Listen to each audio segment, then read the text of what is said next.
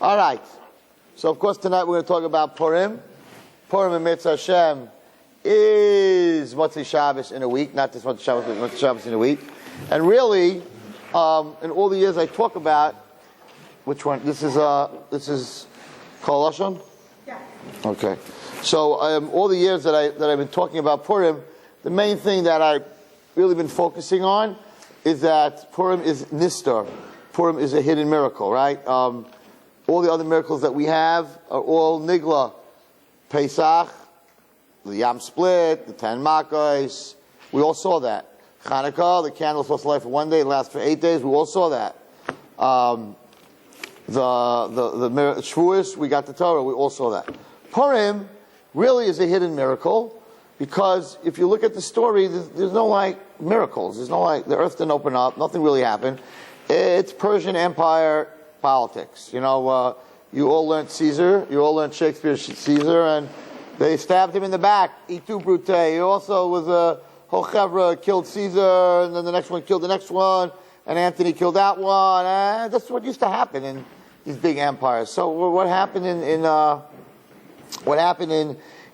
Persia doesn't seem to be such a big deal. And Hashem's name, we see that Hashem's name is not mentioned at all in the whole Megillah. Anyone here know why? Hashem's name is not mentioned. It doesn't say Yud Kei Vav Kei, doesn't say Elokim, doesn't say Kel, doesn't say Shakai. Doesn't say Hashem's name in the whole Megillah. Yimei Achashverosh, doesn't say Hashem's name at all. So the reason is very interesting. Well, first of all, it's really to have a yontiv to appreciate the things that we don't see out in the open. You know, not the miracles, but the everyday making a living that we take for granted, and the everyday living and being able to see and hear. You know, sometimes people have miracles that happen to them, but really everything that we have a whole day is a miracle. So Purim is the time we go inside ourselves and we have to appreciate, you know, your parents. You take for granted a lot of things we take for granted in life, right? Our friends, our parents, ourselves sometimes, right? All these things that you take for granted that's just there every single day. But really, those are the hidden things that are there for you. So that's what Purim is, introspection. Purim is going inside yourself and finding the hidden parts, which we're going to talk about. So it's very, very interesting, because the next week's, not this week, this week's Truma, next week's Parsha is Parshas Tetzaveh. Parshas Tetzaveh is the Parsha that Moshe Rabbeinu's name is not mentioned in. What happened was as follows. Moshe Rabbeinu was a Gilgul. Anyone know what a Gilgul is? A Gilgul is when your soul comes back to fix what it did wrong last time. Now everybody in this room, everybody sitting in this room, even Avivit, who's sitting in this room, is a Gilgul. There are no new souls in this world today.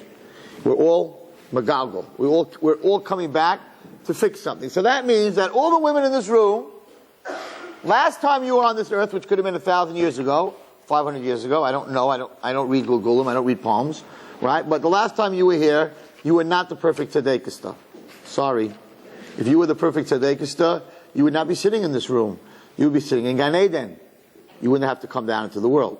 So none of you, last time you were here, were the perfect Tzedekista. On the other hand, none of you that are sitting in this room were very bad. Because if you were very good, you'd be in Gan Eden. If you were very bad, you'd be in Gehenna. And you're neither in Gan Eden or Gehenna. Even though some of you think you are, but you're not. You're in this world. So, what does that mean? So what am I? What was I? And the answer is that you were a Beinoni. You weren't bad, you weren't good, you're right in the middle. You may have been very good, but you did something wrong that you had to come back. Now, I'm sure to make you all feel better about this, you need to know that Rabbi Wallerstein also was no tzaddik last time he was here. Because I wouldn't be here, I'd be in Gan Eden. But it also wasn't so bad, I'd be in Gehenna.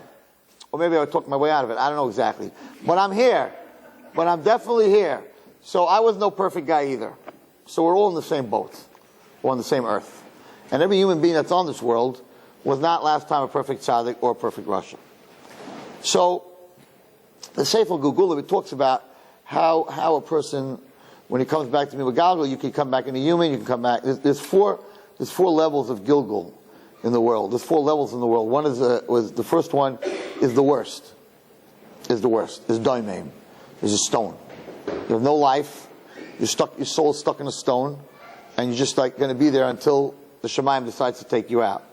So, but what happens in domain, which is earth, what can come out of domain is tzemeach, because if you have earth and you plant a seed, what grows? A plant. Now, tzemeach is the next level. Tzemeach is vegetation. So you have domain, which is dead. You have tzemeach, which is vegetation, plants. Then you have chai, which is an animal. And then you have us, which is called a medaber. We are above the animal because we speak. So if all you do is text and email, you're an animal. You're not above an animal. What makes you above an animal is your power of being able to talk. Animals cannot talk. Not like humans. So, I'm not going to get into the whole Sefer Gugulim. It's pretty fascinating, but you can't really learn it when you're young, because it'll scare you right out of your skin. But, so there's many ways to travel in Gilgal. You could come right down in there, and they put you in a tzemeach, in a plant. It's a very, very famous story that the Avos Chaim brings down, that there was this woman that was stuck in a Gilgal in an apple. Could you imagine stuck in an apple? Don't imagine it. Anyway, her soul was stuck in an apple. And she's waiting and waiting. How does she get out of the apple and go to Gan Eden? Someone has to make a bracha on the apple. So this woman comes along and she sees the apple on a tree and she picks it. And you can imagine the sham in the apple is like, here I go, I'm finally going to be free. She could have been here for 1,000 years. Because she could have started in the dirt and then grown into a tree and then gone into the apple. And who knows how many times she fell to the ground, nobody picked her up. And again, the next year fell to the ground, no one picked her up. So who knows how long she was there. Finally, a Jewish woman picks the apple. And she's like, all right, she makes a bracha, I'm out of here. And she makes a hadam instead of her eitz. So this Avos Chaim says the story. She makes the wrong bracha. So that night in a dream, it's a true story. That night in a dream, the soul of the woman that was in the apple comes to her and says, you know how long I was waiting for someone to come along and you made the wrong bracha. But the halacha is if you make a hadama on her eitz, it's good because the tree comes from the ground. If you make her eitz, if you make a hadama on an apple, it's a good bracha. You don't have to make a new bracha. If you make a eitz on a hadama, on a cucumber, you have to make a new bracha because you're saying the fruit of the tree. It's not the fruit of the tree, it's a lie. But the other way around. So it was a good bracha, but it wasn't l'chachila. So she came to her in a dream and she said, you messed me up. They're still not letting me into Gan Eden. You made the wrong bracha. So she said, I'm sorry. I made a mistake. What can I do for you? She said, you have to if you fast 3 days for me, then they'll let me into Gan Eden. So she fasted. And 3 days, that night, 3 days. And that night, the third night, she had a dream, and she was all shining, this neshama, and said, thank you very much, I'm in Gan Eden. So when you make a bracha, make sure you make the right bracha, and make sure that everything you eat, you make a bracha on it. Because who knows how long. Now, it doesn't mean that every apple has a neshama in it. Like, you go to a pomegranate, you pick up an apple, you're like, hey, Chaim, so how you doing? I'm going to make a bracha and free you. It doesn't mean every apple. It doesn't mean every fish. It doesn't mean every bird. But there are some that have that in it. Now, sometimes Nebuch, the neshama has to suffer that it starts off as a daimim, it starts off in the dirt, then it goes into the plant, then the animal comes and eats the plant, so it goes from the plant into the animal, then the sheikhet comes and shechs the animal, and that ends up in the cholent pot. Right? And on Shabbos, you have it for cholent, and that the neshama is then free to go to Gan Eden. So sometimes it has to go through all those steps. Sometimes it doesn't have to go past someach and be eaten by an animal. It's a plant, you made a bracha on it, and that's it, it's gone. So, I don't even want to, my boys are very tough, and they're like, there's a sefer called Reishis Chachma. Reishis Chachma is a Kabbalistic sefer that, in it it's called Masechtas Gehenim. The Masechta of Gehenim. And it talks every detail of Gehenim, and everything that goes on in Gehenim. And they want me to teach it to them. Right? Because they all think they're not going to Gehenim, so let me learn about it, right? But I won't teach it to them, because God doesn't want you to serve Him because you're scared you're going to become a tree. And He doesn't want you to serve Him because you're scared you're going to burn in a fire. That's not what He wants. Gehenna really is it's not a punishment. It's a consequence. It's the same thing as if you're wearing a nice, beautiful dress and you go to a wedding and the wine spills on your dress. So you have to get the dress cleaned. So you bring it to the cleaners. That's all Gehenna is. Gehenna is going to the cleaners and cleaning that neshama. Now sometimes the neshama gets a choice. And you get a choice of either going to Gehenna and getting your neshama cleaned, or coming back to this world and fixing what you did wrong. Now, why do most neshamas pick Gehenna? Because Gehenna is a sure thing. You go into Gehenna, you pay your price, which it says that 1 second of Gehenna is more painful than any pain in this world, so we don't really want to go there, right? But there's no downside. In other words, you're going to the cleaners, and you're coming out clean. Going back to this world is a big downside.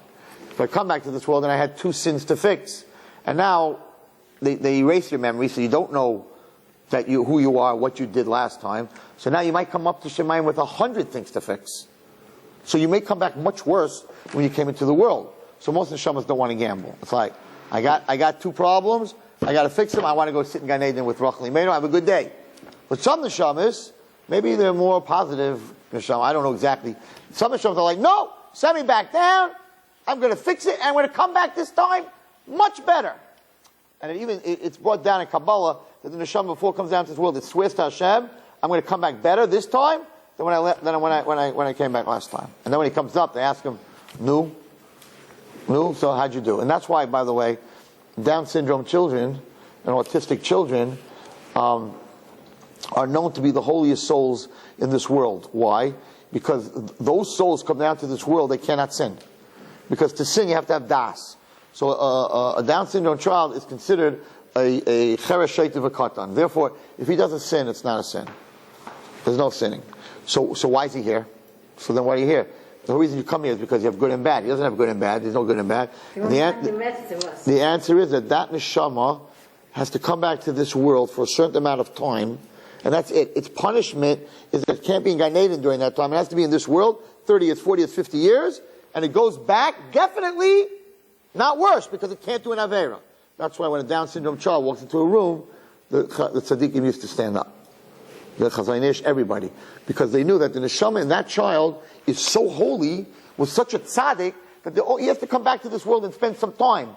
But he's guaranteed by Shemayim that he'll come back just as good as when he left. Only a tzaddik gets that punishment. Only a tzaddik gets that. It's like time, and then you come home. So a Down syndrome and autistic child, these are children that cannot sin. And therefore, they're on the highest level. And the interesting thing is, that's why they're always happy. Down syndrome children are very happy. It's very unusual that they'll be sad. They're very, very happy. Because the neshamas that are in them are very holy and know we are coming to this world to do our time. And it may be because they unplugged the respirator too early, or whatever happened, that the neshama, that the person left the world earlier than they were supposed to, whatever the tikkun is, but they come back to this world just to spend time, period. So they're very happy. They can't do an Avera. They're in a world that they can't do an Avera. They're just going to do their time and go to Gan Eden. So most Down syndrome children are very, what are you so happy about? What are you happy? So happy about? You have all these disabilities, right? They're very happy. And altogether, people who are mentally not healthy, right, that are born that way, you go into a reshab, these guys are all, I see them in shul, in Landau's, you got this whole reshab that comes Ma'ariv and Mincha. They're the happiest guys. They're screaming, Amen! They're great. Everyone else is in Mincha like, I have to go to Mincha, let's get out of here. And they're like putting a quarter tzedakah box, and they're all excited because they can't do Averis. So the soul is happy. It knows because in this world, the soul doesn't need food or movies or DVDs or iPhones or all that stuff. That doesn't make your soul happy. What makes your soul happy is, I cannot sin. Wow. I'm in a Cadillac. I cannot sin. These guys are the happiest guys in the world. Serious. You got to hear them say, Amen, Yeshua. It's not normal. So a person comes down to this world, you come down to fix what you did last time, not to come back worse. So the Zohar says that so how do you know what you're here to fix? The thing that you have the biggest struggle with. That's the chip that's put into your soul before it comes down to this world. Because you forget everything else. You don't remember who you were last time. So they put this chip in, so if you're a miser and you can't give money, that means that's what you did last time and that's what you have to work on. If you're a person that likes immorality, then that's what you did last time and you have to fight it as hard as you can. If you really want to be Machal Shabbos, you don't know where it's coming from, why do I hate Shabbos? Because you were Machal Shabbos last time. And we spoke about this subject. It's a very important subject. It's a very sensitive subject. It's a very important subject.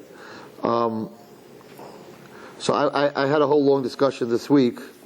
I don't know if Torah anytime is going to, if Kol Lush is going to appreciate it, but I I had a whole discussion this week. So, you can't fight the world, and the world, what's happened in the world today is that being gay is extremely accepted, and that the rabbis and the politicians and even the Christians who are anti, even some of you in this room, if I were to get up right now, and you're all religious people, and I would bash the gays, you'd never come back to my shir.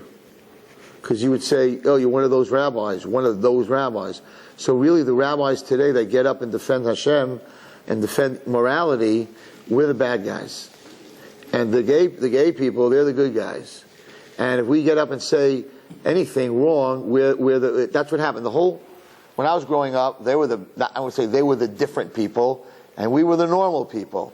Today, the person who gets up and says anything about them is a caveman, prehistoric, a bigot, and other words that were called. The whole thing totally shifted. And from the most religious children, I don't know what my grandchildren, how they're going to grow up in a world where men can marry men legally and have children, through the ways that they have children, by being donors. This whole world is totally so messed up. A guy, and they have a family, like 3 kids. How my grandchildren? We're in the frum world, but we're not isolated. They're on buses, they're in cars, they're at work, they're in your business, they're in the library, they're your professor. And God forbid you get up in the incubators of anti-God, the incubators of anti-God, which are the world's colleges. Now they're already anti-Israel because we are the Nazis who are killing the Palestinians. The incubators are all these colleges that we go to, and we have to be liberal. If God forbid you're not liberal, then you're a Nazi. We're being called Nazis, right? So that world, our kids are part of that world and part of the work world. And like the rabbi that gets up and says something wrong about it. So I'm a thinker, and I gave the shir a long time ago. I never gave it to the women. And I didn't come in here to talk about this. I came in to talk about Purim. But God's like saying, no, I want you to talk about this. So I'm going to talk about this. Because I always daven before I walk in that come out of my mouth what I need to say, not what I want to say. And I really didn't want to talk about this tonight. But some reason I have to talk about it. So it's not in my papers, my notes, or in the medrash. But I have to tell you something very fascinating. So Lemaisa is a very big question. And it's very connected to Gilgal. And the question is, there are 3 ways that a person becomes, 3 reasons that a person is gay. 3 reasons. 1, born that way. Now anyone who tells you that that's not possible is wrong. I have taught boys in my 8th grade over the last 30 years that the boy's voice was a female voice. He didn't play ball. He dressed that way. He talked that way. This was his mannerism. And you cannot say that he did it because of peer pressure. The other kids in the class were regular boys. So it's not a guy who was in college who became because of environment. So there are 3 ways. One is being born that way. 2 is the environment that you're in. You live in the village. It's in. You want to be part of the college and you want to be accepted. It's a very in thing today. If you don't accept them and you don't agree with them, then you're out. You're an outcast. The whole world changed very much. So you want to be in. You want to be cool. You want to hang out. You want to be part of the fashion world. So I'm not talking about Jews. I'm talking about altogether the whole world. So it's peer pressure environment. Born that way, peer pressure environment. The 3rd is abuse. Somebody who goes through abuse can change their morale. I'm using the word morality, but it's not the word I really want to use. I just don't want them to throw the tape off the Torah anytime. So, but you understand that someone that's abused can change a girl who's abused chas v'shalom by a man doesn't want to be married to a man that's who abused her, or vice versa. So it can come through abuse, it can come through environment, and it can come through being born. So the question is as follows: If it can come through being born that way, then how could Hashem say it's a te'eva? Hashem says it's an abomination to me. Adam and Steve instead of Adam and Eve, right? It's a little joke, but just to make it a little, right? I didn't create the world that way, and if the world would go that way, there'd be no children in the world, there'd be no world. Actually, if the whole world became gay, in 110 years from now, there's no world. because that means women are marrying women, men are marrying men. There's no children in the world. There's no children in the world is over. So if we went that direction, in 105 years, there's not one human being on the world. The animals that are still straight, they'll be running the world. Human being is gone. So it can't be the right way. But the question, and it's a very fair question, one second. If I was born that way, then how could God call me a to'eva, right, an abomination? God doesn't create abominations. You can't be angry at me if you created me that way. It's a very big kasha. So I am very open-minded, and I don't need to go to psychology class, and I don't need a PhD. I go to the Torah, and I ask the Torah, I don't understand. You created this guy this way, or this girl this way. My high. Why? Why are you calling them an abomination? So first of all, you need to know something, which is important. The lifestyle is not what the Torah says is the abomination. The physical act is the abomination. It's number one. Okay? It's number one. You need to know that. That Veira in the Torah is a man cannot sleep with a man. That's what it says in the Torah. It doesn't say a man can't be friends with a man. It says he cannot sleep. It's the act. The act is the issue in the Torah. That's number one. Okay. Number two. How could this be? So Rav Chaim Vital, who was the Talmud, the student of the Arur Kadosh, writes the following. And he says, unbelievable. He says, why is this person born this way? So he says, the way it works like this, and we need to all know this. Everyone here in this room is born in a certain month, and that certain month has a certain teva. A teva, a nature of that month. Tammuz, my month, is a very emotional, compulsive month. Guess what, right? People that are very, Cheshvan are very logical, cold people usually. Cheshvan is a cold month. So now, we don't believe in that, right? First of all, we do believe in that. We do believe that, because if you open up your siddur, and you daven for Tal or Mash Baruch, you'll see every month it'll say the horoscope of that month. What we don't believe is that month controls my life. Because if I'm a Jew, and I'm connected to Hashem, and I have a Torah, I can go above that mazel, and it's brought down in a Rashi. Avraham Avinu was born in a mazel. You cannot have children in that mazel. You're barren. You cannot have children in that mazel. So when Hashem said to him, you're going to have children, Hashem says, come outside. And the Medrash says he took him above the stars. Once he took him above the stars, he was above his mazel, he could have children. It's a Medrash. It's an Rashi. So it's not. Now, so you're born in a mazel, and that gives you your nature, and that nature is what you need to fix while you're here. So it's sort of like 12 boxes, and you can put it to this box, because that's what you need to do to fix. Right? This one's water, this one's grape juice, this is orange juice, let's say, and that's what you need to drink. Orange juice, then they put you in the orange juice box. So the month that you're born in, that soul had to come down to the world in that month, because that's part of your midos. But, right, I am not actually the people, the big superstars in Judaism or not in Judaism who know months. I'll meet you, you just talk to me for 10 minutes, I'll tell you what month you're born. I am so not a Thomas kid at all. Not at all. And they're like, oh, you're Tishrei. No. All right, give me one more. You're a Kislev. I'm like, no. Whatever. You could change you could definitely change your nature. As a Jew, you have that power. But it definitely has a certain amount of, if you don't change it, that's pretty much who you're going to be. So, let's say a person's born and they're not a miser at all. That's not their month. That's not their test. They really have choice to be a miser or to give away a lot of money. And they, by their own choice, they have their own bechira, decided, I'm not giving anyone any money.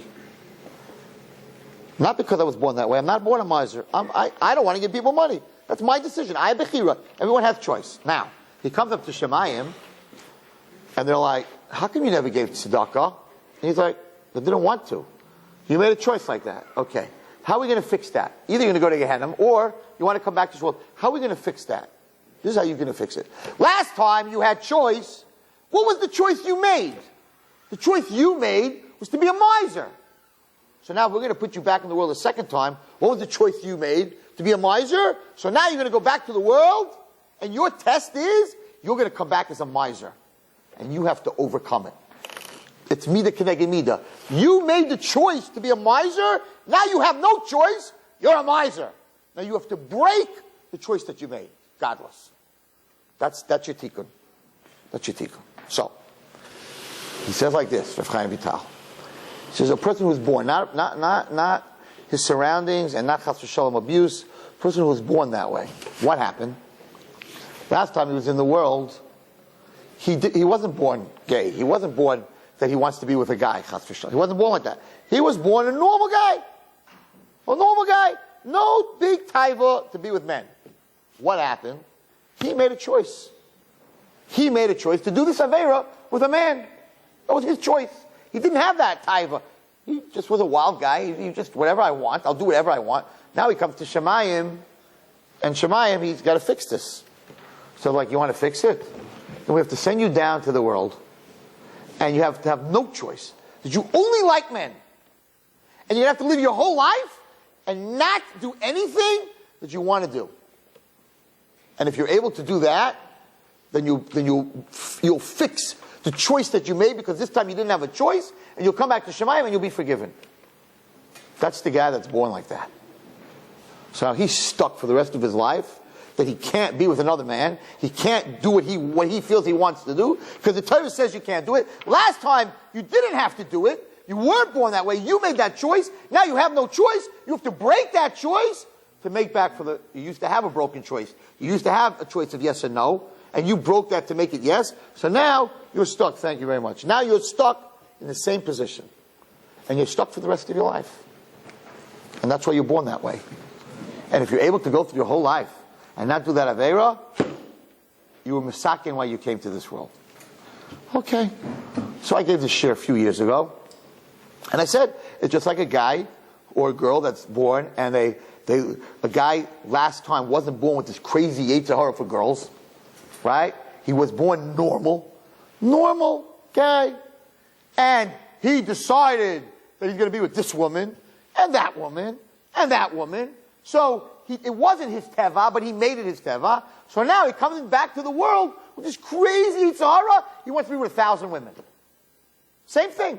He has the same Zecharia. And the Torah says you can marry one woman. You can't be with 1,000 girls. You can be with one woman. After Rabbeinu Gershom, mamash only one woman. You can't just do what you want. You have to marry them, right? So I said to the people who sent me all the emails after the shir, I said, listen, a guy who has Zecharia for girls, and he's a frum man, and he's only married to one woman, so he's suffering as much as the guy who wants to be with a guy, and he can't be either. Right? He has the same problem, and he has to overcome it, and he has to be married to one woman his whole life. His hormones are raging. He wants to run through the whole world. No, I'm a frum Jew. I can't do it. And he has to fix what he did last time. So they sent me an email from Japan. A bunch of gay guys in Japan, Jewish guys, sent me an email. And they said, we loved your share. It gave us an understanding a little bit, but it's not fair. You are comparing us to a guy who comes and he likes 1,000 girls. He has an outlet. Hashem let him marry one girl. We have no outlet. We're not allowed to marry one guy. So if you're comparing it, if that's the punishment and that's the fixing, the guy who likes women, he has an outlet. He gets married to one woman. He has a life with her. But I'm not allowed to be married to one guy. That's what they sent me from Japan. Good question. Fair question. So I went to my Rabbi Gamliel. I said to Rabbi Gamliel, they're asking me a good question. They have no outlet. Our guy has an outlet. So he told me the Torah, Rabbi Gamliel. And he said, because it's a Te'evas Hashem, because it's one of the Averos that Hashem says it's a Te'evas Hashem, therefore, when he did this out of free will, it is such a big Avera that the only way to fix it is to have, that when you come back into this world, is to have absolutely no outlet. Being with a woman is not called a Te'evas Hashem. It's an Avera, right? If it's not your wife, it's an Avera, but it's not a Te'evas Hashem. So therefore, Kosh Baruch Hu says, you have to come back, and you're raging, and you want to run across the world, and you want to do every Avera since you're 13 years old, and you can't, but Hashem gives you an outlet. Because the Avera itself is not the same Avera as Mishkav Zacha, which is a Te'evas Hashem. So everything that a person has in life, all these struggles that you have, instead of saying, why was I born with such anger? Right? You have kids that are born angry. I have dealt with second graders that are just downright nasty angry. And then you have kids that are second graders that are the sweetest kids. They'll give you their last candy. Now you can't tell me environment The kid's 6 years old. He didn't grow up yet. There are kids that have nasty natures. And there are kids that have unbelievable great natures. How did that happen? Because that is what they need to overcome what they're coming into this world with. You, last time, made a choice to be nasty and embarrass somebody. Now that's who you are. Now you have to work your whole life, that even though that's who you are, to work and to break it and to become a nice person. And then you're massacring what you did last time. So instead of running away from the struggle that you have, the struggle that you have is the key into your Gan Eden. The key to your Gan Eden is the thing that you're having the hardest time with, that you're like, why me? Why me? And the answer is you, because that's your key. And if you don't fix it, you're going to be back here again, maybe as a plant. I don't know as what, but you're going to be back here again. That's your suffering. Yes, you were born that way. Yes, it's very tough. Yes, I feel very bad for you, and I'll daven for you. But at the end of the day, that's your key to the next world. That's your key to Gan Eden. Now, why am I telling you this? I don't know. I have no idea. But I do know why. I do know why I'm telling you. I'm telling you for this reason. Moshe Rabbeinu was a very big tzaddik, right? We all Moshe Rabbeinu. Moshe Rabbeinu was a Gilgul. A few Gilgul. He was the Gilgul of Hevel. But the Gilgul I want to talk about is the Gilgul of Noach. Moshe Rabbeinu came back with the soul of Noach. Why? What did Noach do wrong? It says Noach ish tzaddik. It says Noach was a tzaddik. And the answer is that Noach did something very wrong. What he did wrong was that on his watch, when he was the tzaddik of the world, the end of the day, the world got destroyed. He did not save the world. Now, it wasn't his fault. Yirmiyahu, right? The others I was saying, when they went up to Shemaim and he wanted them to help, they didn't want to talk to him. Why did they want to talk to him? Moshe Rabbeinu didn't want to talk to him. Why not? Yirmiyahu was a Navi who was crying the whole time. They're going to destroy the Beit HaMikdash, do tshuva, do tshuva, do tshuva. Right? So why don't you want to talk to him? So the Medrash says, Moshe Rabbeinu said, I don't care. On your watch, when you were the Navi, Beit HaMikdash got destroyed, I don't want to hear your stories. End of the day, Jewish children died on your watch. I understand they didn't listen to you. Too bad. If it happened on your watch, it's your responsibility. That's it. It's like a coach in basketball. Your team, at the end of the year, loses. This guy was sick, and this guy was a troublemaker, and this guy broke his leg. The team management, the owners, look at the record. The bottom line, were you the coach? You have a losing record? Fired. But, doesn't matter. On your watch, our team had the worst record. You're out of here. So at the end of the day, Noach ish tzaddik, Tamim b'day roisav, but he didn't save his door. And that Hashem was not happy with. He doesn't want you just to be a good girl. He wants you to save another person. Not just to lock your door in your house and take care of yourself. So he had to come back. Now the test that we all go through in a Gilgul is the exact same test of what happened. So what did Hashem do? When Klal Yisrael made the Egel, so HaKadosh Baruch Hu, after the Egel, said, they made an Egel, I want to destroy all of them. Moshe Rabbeinu, come here. Listen to me. I'm destroying Klal Yisrael. I'm leaving you alive with your wife, your children, and from you will come the Klal Yisrael. Moshe Rabbeinu was the neshama of Noach. He said, we went through this once before. Saving the family and destroying everyone else? No. Macheni no misifracha. No. This time, it's not going to go that way. This time, Hashem, I'm not interested in being saved with just my family. If you kill Klal Yisrael, macheni no misifracha. Wipe me out from the Chumash. No book of Shemos, no book of Vayikra, no book of Bamidbar, no book of Devarim. It's all or nothing. You kill them, you kill me. That's it. You want me to be left in the Sefer? You have to save them. He challenged Hashem. He said, I'm not making the mistake I made last time. So HaKadosh Baruch Hu said, Salachti kidvorecha. I forgive Klal Yisrael by your words, because I don't want to destroy you. And maybe, if Noach would have turned to Hashem, when Hashem said, I'm going to bring a mabul in the world, build a teva, go in there with your family and the animals, if he would have turned around to Hashem and said, listen, no deal. You destroy the world, I'm not building no teva. You destroy the world, I'm going with the world, my family's going with the world, all the animals are going with the world. It's all or nothing. Could be the world would have never been destroyed. But he didn't say what Moshe Rabbeinu said. So what did Moshe Rabbeinu didn't say, kill me. He said, Mocheni na mesifracha. If you take the word Mocheni, Memches Nun Yud, and you scramble the letters a little bit, it spells Mei Noach. The waters of Noach. Mocheni no Mesifrecha. I just did my tikkun. You came, you gave me the same chance when I was Noach, and by Noach, I saved my family and I didn't save the world. Now, no, I'm not making the same mistake. It's all or nothing. So therefore, may Noach erase the Aveira that I did at the reigning of the times of Noach. Mocheni, no, please erase the May Noach. And Hashem said, Salachti kidvorecha, I forgive you for what you did. And that was the tikkun that Moshe Rabbeinu had to do. So he was in the same spot, with the same situation, but this time he did it right. But when a tzaddik is geyser, Hashem has to be Mekayim a part of it. So we find in Parshas Tetzaveh that Hashem erased his name. Hashem said, I'm not going to erase your name from the whole Torah, but since you told me to erase your name, I have to erase your name from something. Parshas Tetzaveh, ladies, is always the parsha before Purim. Always. So what happened here? Moshe Rabbeinu said, erase my name. So this the only time from Parsha Shmos, when Moshe was born, till when Moshe died, that you won't find his name in the whole parsha, is Parsha Tetzaveh. When is that read? Right before Purim. Why? Why? And the answer is that Hashem said, the Medrash says this, that Hashem said, if a human being is ready to erase his name from the Torah to save Klal Yisrael, I, who am God, I surely have to erase my name to save Klal Yisrael. So where am I going to erase my name? Megillas Esther. And therefore Megillas Esther, which is read right after Parshas Tetzaveh, Parshas Tetzaveh doesn't have Moshe's name, Megillas Esther doesn't have Hashem's name. But it does. But it does.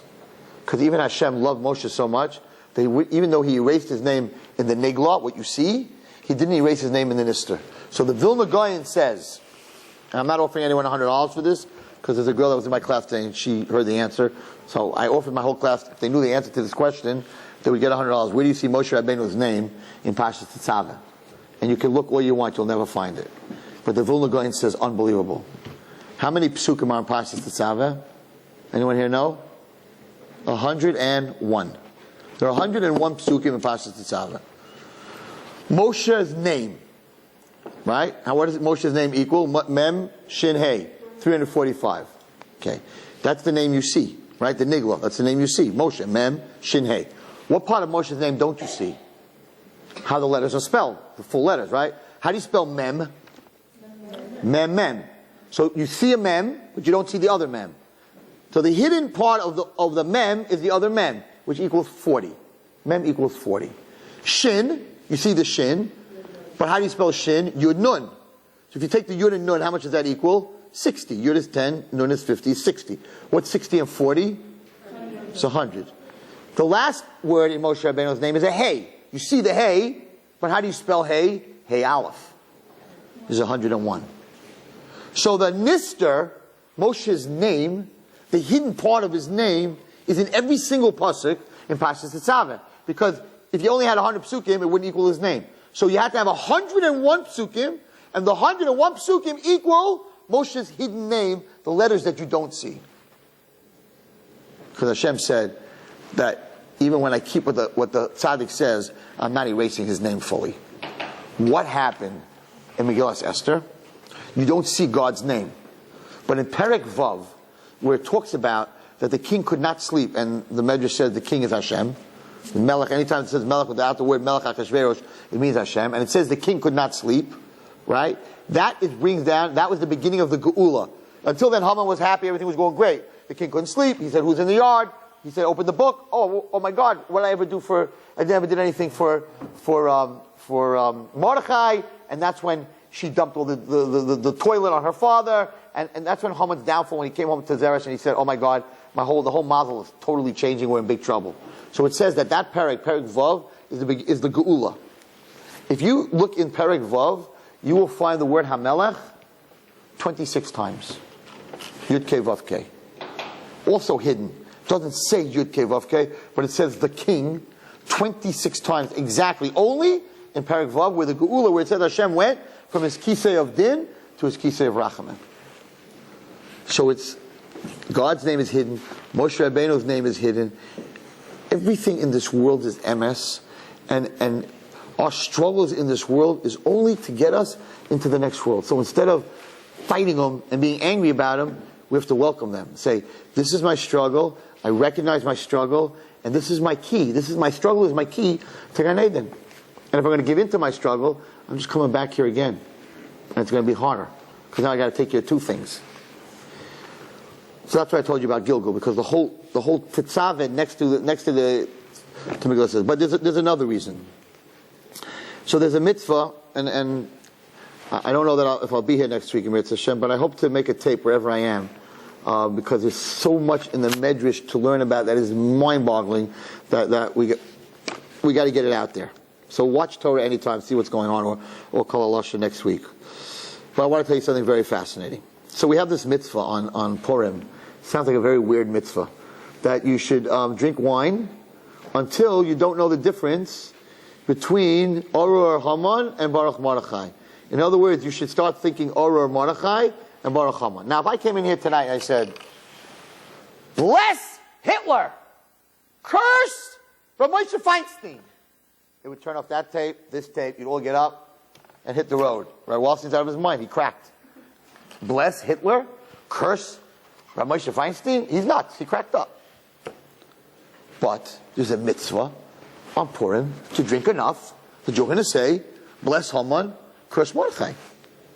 You have to drink ad lo yada till you don't know the difference. If Mordechai should be blessed or Mordechai should be cursed, or Haman should be blessed or Haman should be cursed. How could you give me a mitzvah, a nice frum guy, to get up and say, cursed is Mordechai? And it's one of the mitzvahs that I have to do on Purim. What's going on over here? This is very deep what I'm about to tell you. Purim is Nister. Purim is not what you see.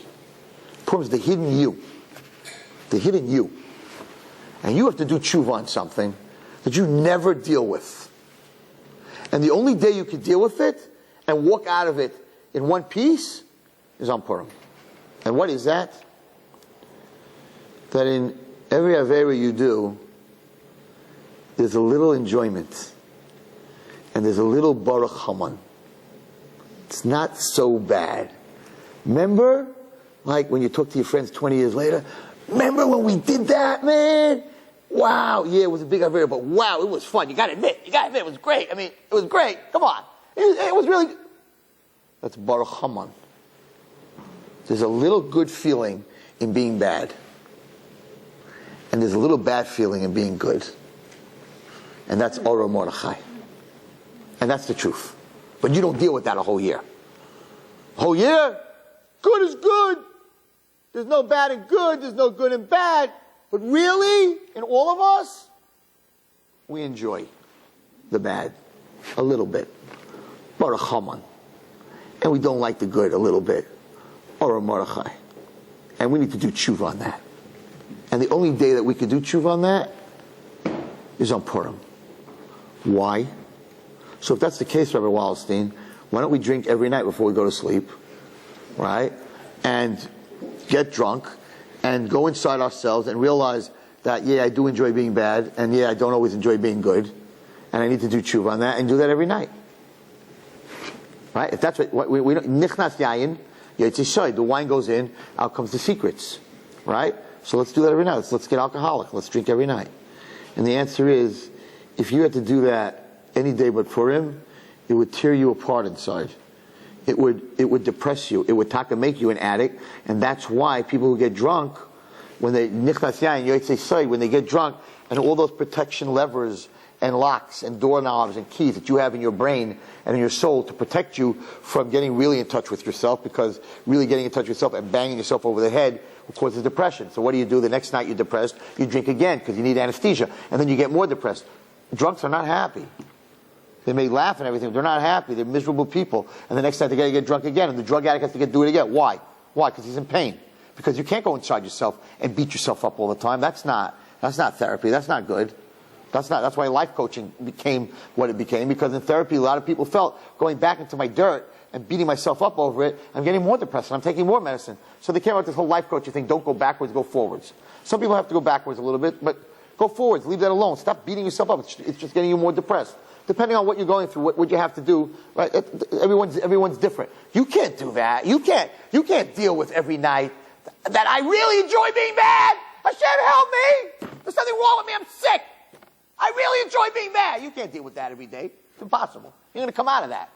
And I don't want to be good. I'm lonely. Being good is lonely. And you can, mama, should rip yourself to pieces. There's only one day a year you're allowed to do that. Why on Purim? Because Purim, in Kabbalah we learn, Hashem sends to this world so much simcha. M'shenichnas ado maban b'simcha. The whole month is full of simcha.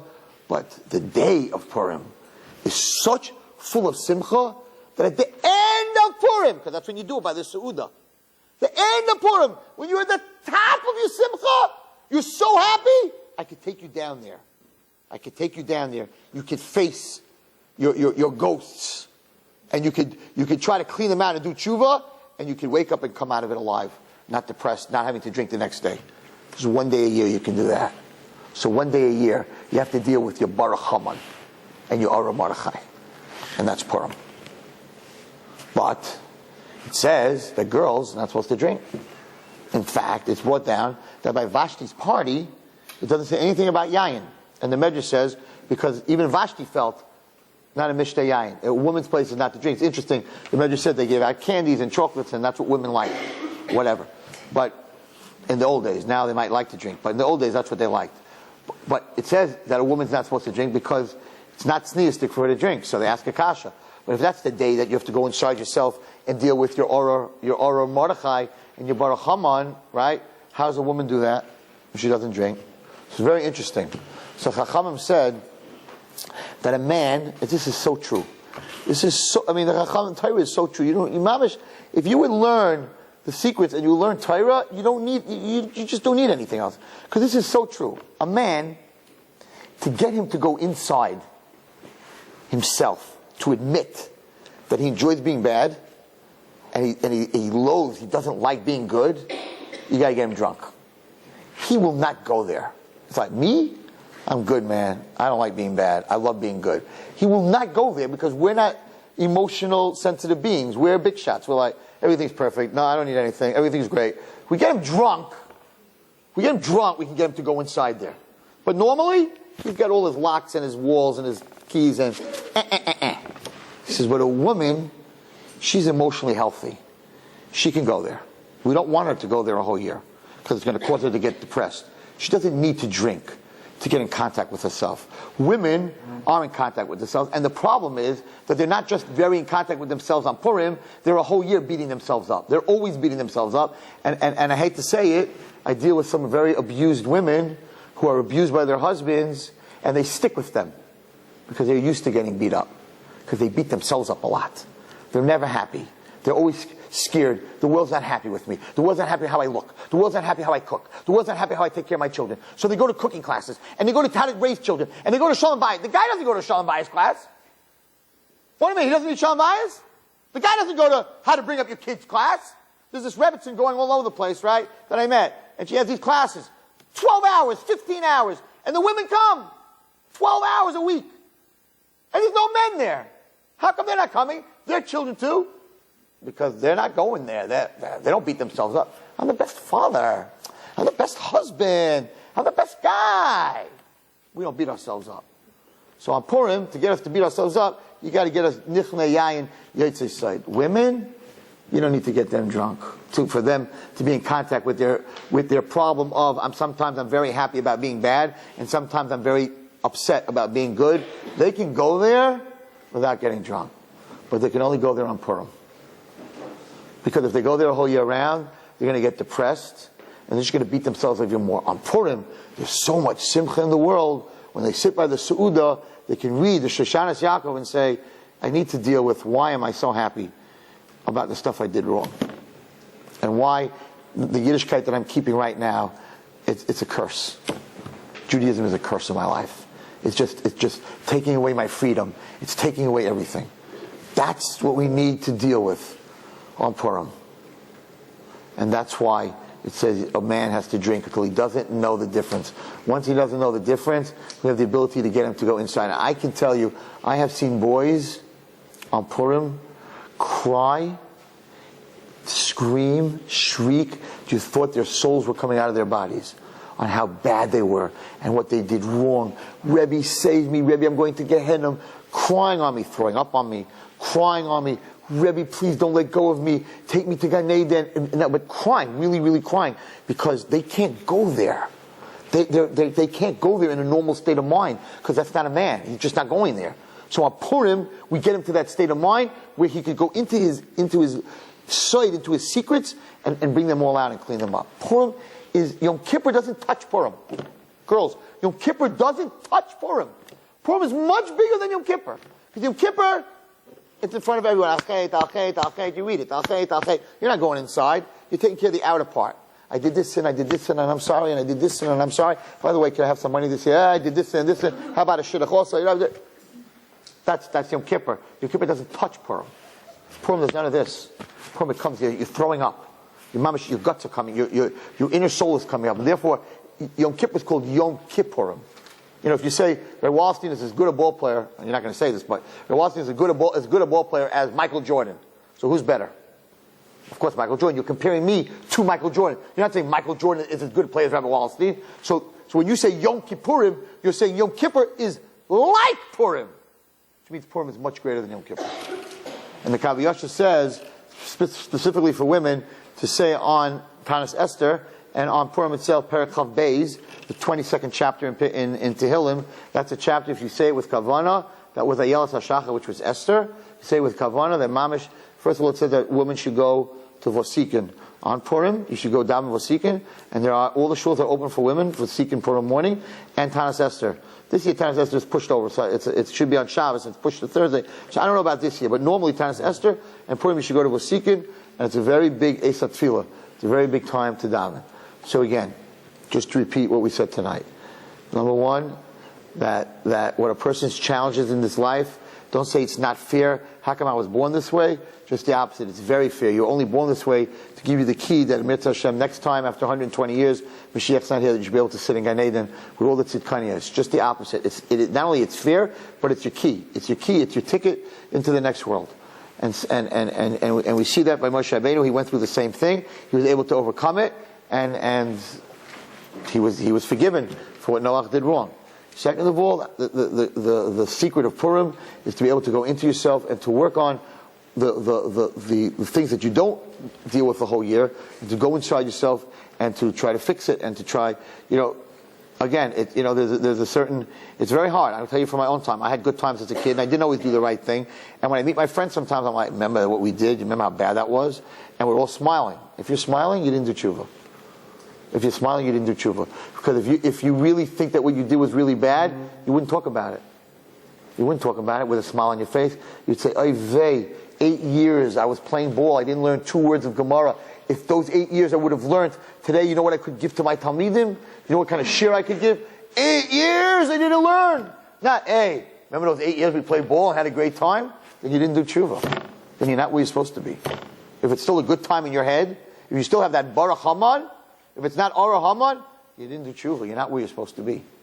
That's what we have to work on Purim. And if we do that, Be'ezras Hashem, then we'll always know the difference between Baruch. By the way, Baruch Mordechai, I believe, and Arur Haman are the exact same gematria. The exact equal.